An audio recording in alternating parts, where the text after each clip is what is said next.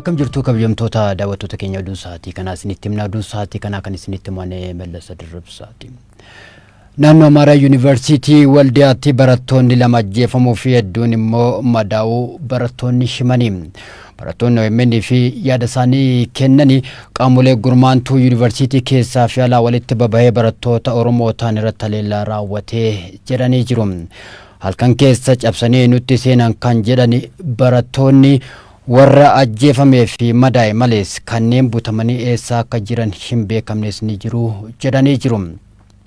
Haleellaa sabummaatu nurratti raawwatame kan jedhani barattoonni ammasii haala yaaddeessaa keessa jirraa jedhani Dajinee Guutamaatu barattoota kanneen dubbise.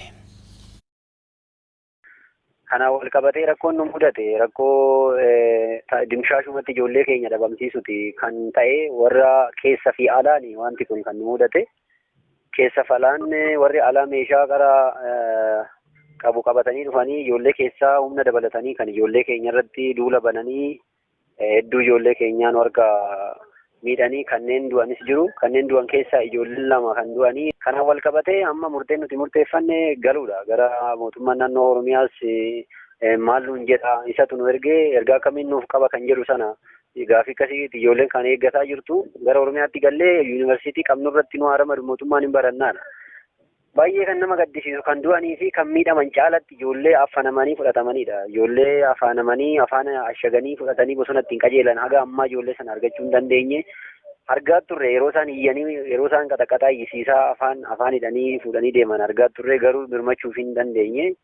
Ijoollee sana amma maqaa isaanii nutti himu ijoolleen garuu iddoo isaan jiranii fi lafa abbaa fudhatee fi eessa akka isaan jiran argachuu hin danda'amne haga ammaa. Baay'ee yaaddessaa fi baay'ee suukaneessaa kan ta'ee fi amma doormitti illee ijoolleen deebi'uu didanii rufa keessaa haga ammaa dhaabbataa kan jirru tokko yaaddoo kan ta'e isa kana. Haalli jiru alaaf keessan dhiibbaa guddaan jiraachuu isaati. Hawaasa naannootii fi warra keessatiin dargaggoota keessa jiran yookiin barattootani. Kuni walitti dha'amee ijoollee keenya guutummaa guututti nu dhabamsiisuuf kaayyoon kaayyeffatameedha. Gaariidha amma ammaatti gama Oromiyaatiin namni isin quunname jiraa? Gama Oromiyaati amma ammaatti kan nu quunname gama caasaa mootummaatirraa nu quunname hin jiru. Gama hayyoota keenyatiin obbo Baqqalaa Garbaa naa bilbilanii. Kanneen biroos doktoroota hedduutu naa bilbile, hayyoota hedduutu naa bilbile, Finfinnee irraas iddoo garaagaraatii naa bilbilanii nullee nu jajjabeessaa turanii. Sababa carraa kanatti aansee isaan galateeffachuun barbaada. Baay'ee nu duuka ta'anii nu duuka dadhaban jechuu barbaade. Waajjirri ODP akka achi jiru natti himtee turte isaan wanti isin gargaaran jira wanti isin quunnaman jira? Waajjirri ODP ammaaf akkuma waliigalaatti aanaa kanarra jiru baroota darban irraa eegalee jira ture. Haa ta'u iyyuu malee xiqqoo ishii hanqinni hin jira. Hanqinni ijoollee keenya irratti ijoollee keenya sagalee ta'uu, ijoollee keenyaaf hojjechuu, ijoollee keenya balaa jalaa oolchuu kun baay'ee mul'ataa ture dhufeera. Rakkoon isaa tokko rakkoo keessoo isaaniitii fi rakkoo alaan isaanii irratti gaggeeffamaa jirudha. Rakkoon keessoo isaanii tokko nama ciminaan keessattuu biyya Oromaa keessa taa'ee yookiin immoo lafa naannoo biraa keessa taa'ee sabboonummaadhaan ijoollee naannoo isaatiif qabsaa'uu danda'u iddoo isaaf barbaachisutti ramaduu dhabuurrani kan ka'e. Kuni rakkoo keessoo isaaniiti. Kanatu nu mudate akka nama achitti ramadamee ogeessa achitti ramadamee jiru sanatti rakkinni nama akka dhuunfaa isaatti hanqinni jiraachuu isaati kananani akka keessoo dhibbitti dhibbadhu. Ka'umsi sa'aatii meeqatti ture sababni ka'umsa sanaa maalinni? Ka'umsichi naannoo sa'aatii 6tti eegale. Sana dura garuu wanti isin beekuu qabdan uummanni Oromoo bal'aanis beekuu qabu. Ka'umsi sa'aatii 6tti eegalu malee sana dura ijoollee 5 nurraa hari'an. Ijoollee 5 nurraa hari'anii gama disipiliiniitiin yookiin immoo naamusa dhabuudhaan jedhanii ragaa sobaa irratti raggaanii ijoollee ciccimoo ijoollee siyaas dinagdee biyya keenyaatti irratti gahee taphatan jennee abdii irraa qabnu ijoollee 5 barnootaan ala godhanii. Kanaan wal qabatee dhiibbaa guddaa tuttuqaa guddaatu ture gama barnootaatiinis gama adda addaatiin sooshaal laayifii keessattis waan baay'ee nu goggochaa turanii. Haa ta'u iyyuu malee kanarra tarkaanfannee utuma geenyee asumaan as jirru kana caalatti kanarra darbanii immoo waan hin taane nutti fidanii guyyaa kaleessa tarkaanfii lubbuu baasuu fi qaamaa miidhuutirraan nuun ga'anii. Kana immoo kan gochaa jiru sababni ijoon kana nuun gochaa jiru jira jennee yoo yaadnu namni kana goosisaa jirus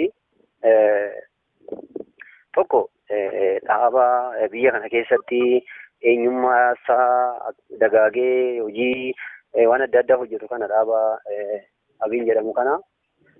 Tokko dhaaba kanatu gaggeessitoonni dhaaba kanaa yookiin immoo hordoftoonni dhaaba kanaa namoota gibbii kana keessatti yookiin immoo mooraa kana keessatti hojii barsiisummaa fi olaantummaa guddaa qaban ta'uu isaati as keessatti kan jiru barattoonni isaaniillee gabaabsi.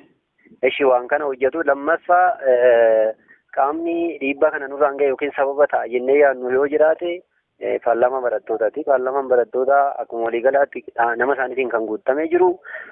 Sagalee keenya otoo hin taane sagalee isaanii sagalee naannoo isaanii bichaa dhageessisa. Kanaaf paarlaamaan akka saba tokkootti kan dhaabbatee jiru kun dhiibbaa guddaa nutti fidee ijoollee keenya balaa kanaafillee kan saaxilaa jiruu fi balaa kanaafillee kan numuu akka waan kanaaf saaxilamnu kan nu godhe isa jedheeni kanan yaadu. Galatoomii barataa